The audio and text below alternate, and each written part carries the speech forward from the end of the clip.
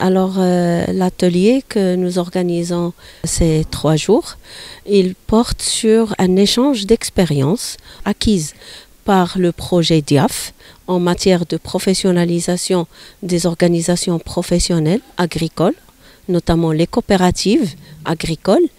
et le programme IHYA, étant donné que le programme IHYA aussi porte sur la professionnalisation des coopératives au niveau des cercles concernés par le programme. Dans le cadre du projet DIAF, nous avons développé une approche qui a été testée sur le terrain, une approche basée sur ce qu'on appelle l'indice de performance pour identifier les besoins en accompagnement des coopératives agricoles et des associations.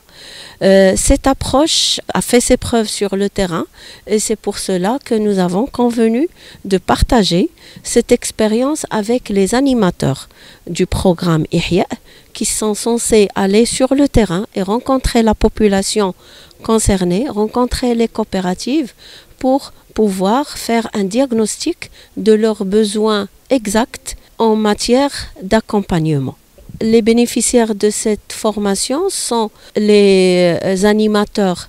des régions du programme IHYA, les régions de Fas Meknès et Souss Massa, et aussi les cadres au niveau des structures, les directions provinciales de l'agriculture et les services décentralisés de l'ONCA qui sont censés accompagner les coopératives et appuyer les coopératives pour améliorer leurs conditions de production. C'est pour ça qu'on a invité le groupe pour les former sur l'indice de performance et sur les méthodes de diagnostic à adopter dans le cadre de la mise en œuvre du programme IHYA. Cette session de formation vient à point nommé après les ateliers de lancement du projet TRIA au niveau de Souss Massa et aussi à l'occasion de la réunion du comité régional de coordination au niveau du territoire du Souss Massa. Cette session, elle regroupe les 2 équipes au niveau des territoires de Souss Massa et aussi au niveau du territoire de Fas Meknès. Donc c'est une forme également, ce choix verse dans le cadre du développement des ressources humaines telles que préconisé dans le plan GG, donc la génération green du projet, où l'être humain a une priorité privilégiée au niveau des actions.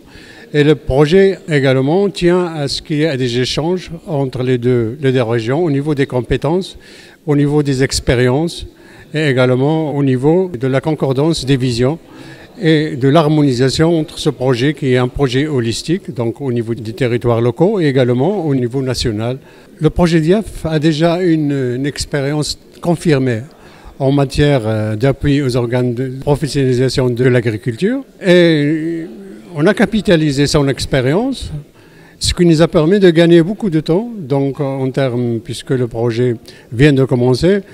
c'est sûr que le gain est énorme en termes de temps et en termes aussi de qualité au niveau du transfert de l'expérience entre les projets DIAF